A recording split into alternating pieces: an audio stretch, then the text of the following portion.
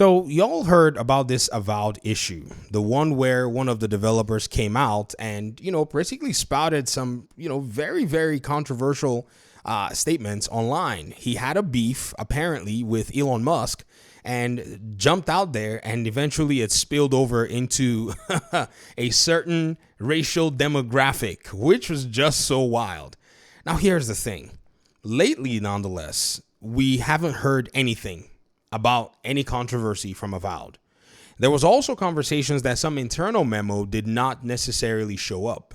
Now, when you put this all in perspective, it appears that developers are now getting a little bit more intuitive as to the temperament of audiences right now.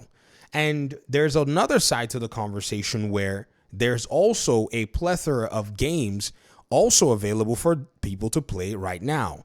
If we go back to two data sets, they're going to unveil what I mean, and we'll jump back into Avowed real fast. So bear with me, because I don't want to go say something and then we don't have anything to back it up.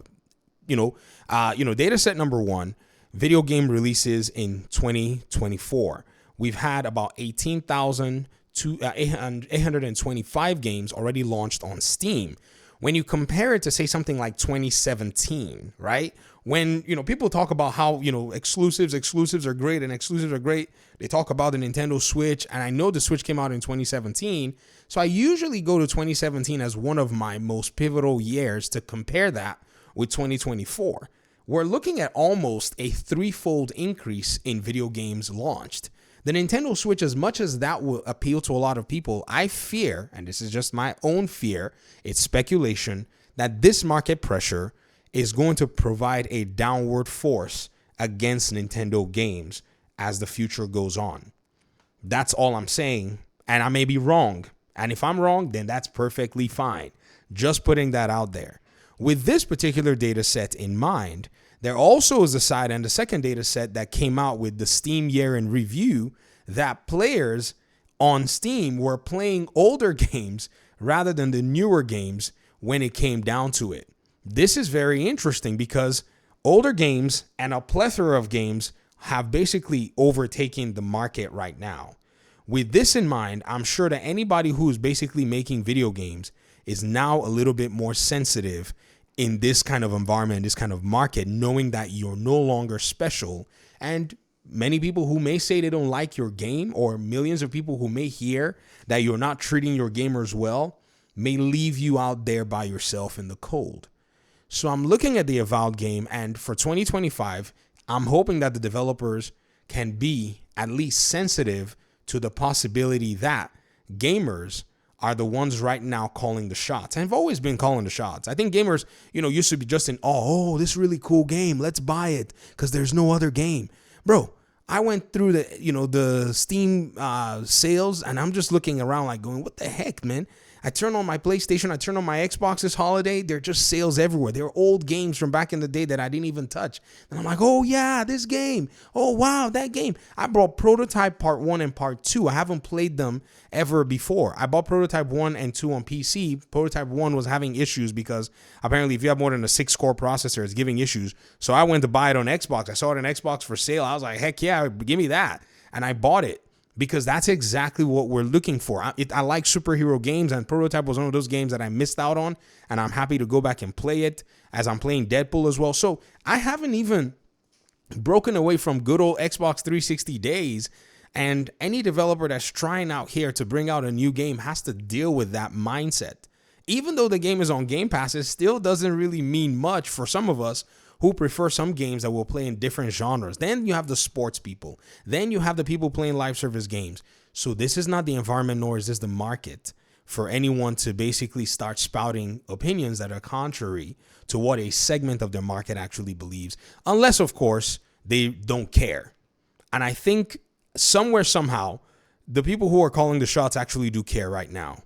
And Xbox as a company, because of their, strategy right now, they haven't necessarily developed the muscles yet. They're putting their new games on Game Pass day one, but in them taking this, approach, they really need to grow stronger, and then they can start flexing. But for now, I don't think Obsidian is in the position to actually flex.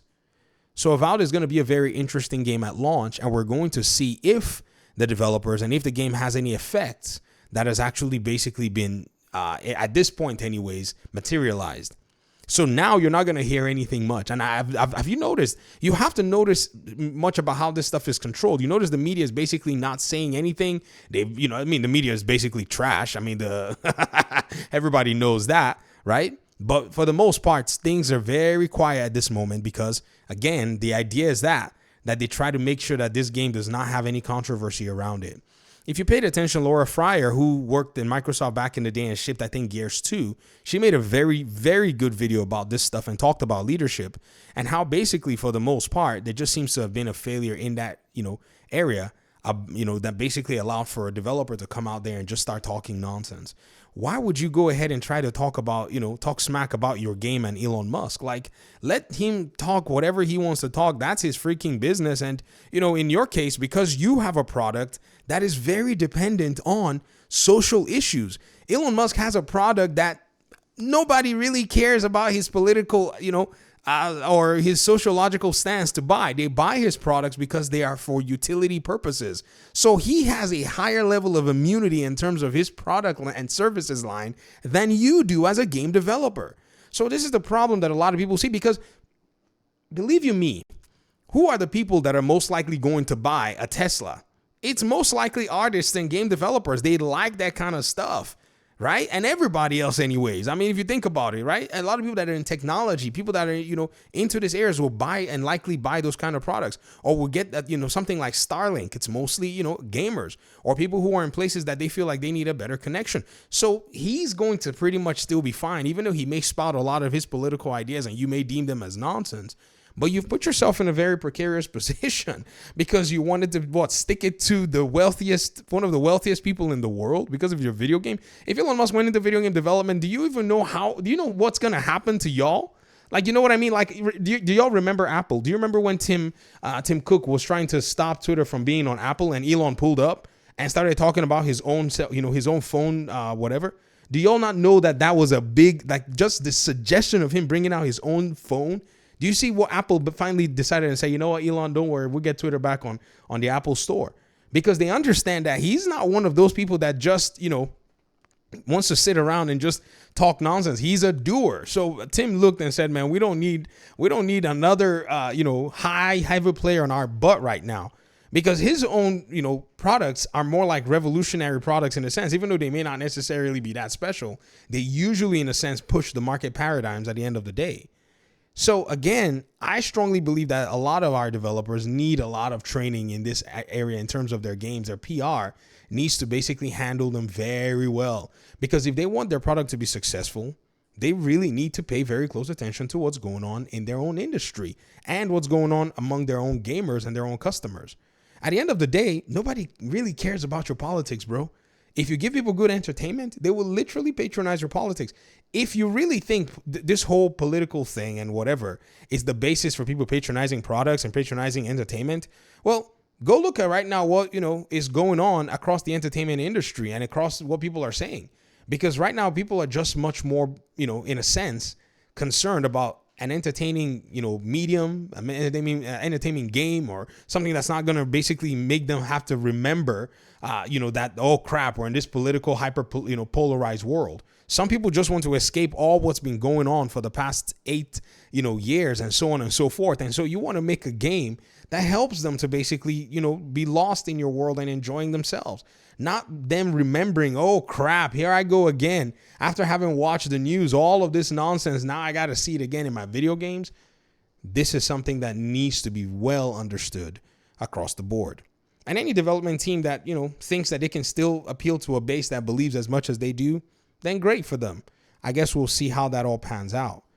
But in this conversation right now, I think it's very important and very interesting at the end of the day to see that gaming needs this more than anything else.